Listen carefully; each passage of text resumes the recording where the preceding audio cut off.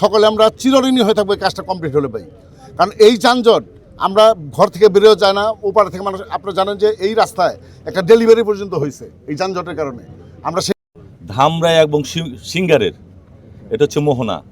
এটা শুধু সাভারবাসীর দাবি ছিল না, এটা সাভার, ধামরাই এবং সিঙ্গারবাসীর প্রাণের দাবি।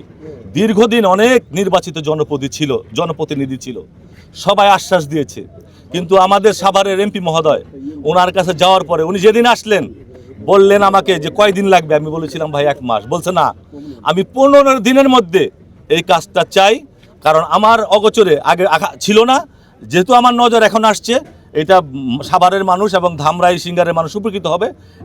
এটা সাভার মানুষ কষ্ট করতে দেওয়া যাবে না।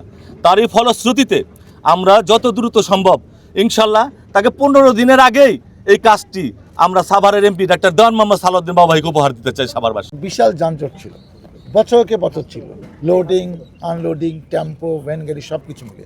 এত চমৎকার একটা ব্রিজ আছে, এই ব্রিজে কোনো গুরুত্ব নাই, কারণ এই ব্রিজ দিয়ে লোক এসে এবার আটকে থাকছে এবং অনেক মহিলা টহিলা ঘন্টার পর ঘন্টা অসুস্থ, প্রেগনেন্ট এখানে বসে আছে, যেতে পারতেছে না চিকিৎসার জন্য।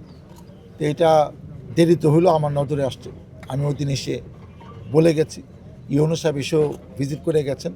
অনেক কাজ আমরা অফিসিয়ালি ঘোষণা দিয়ে মাঠে নামতে পারি না, সরকারি কিছু নিয়মকানুন আছে।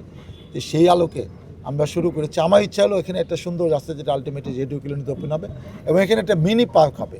আমরা এখানে একটা মিনি ছোট্ট মানে গ্রিল দিয়া বাউন্ডারি করে দেবো, যে গাড়ি ওই পাশে যাবে না, ওখানে মানুষজন বসবে। অলরেডি আপনারা জানেন না, আমি একটা কিন্তু সাভারে জনগণের জন্য একটা পার্ক করতেছি মিনি স্টেডিয়ামের পাশে 8-10 বিঘা জমি নিয়ে, এবং আমি আশা করতেছি এই বছরের মধ্যেই এটা আমরা অনুমতি পেয়ে টাকা বরাদ্দ পার্কের কাজ শুরু হবে।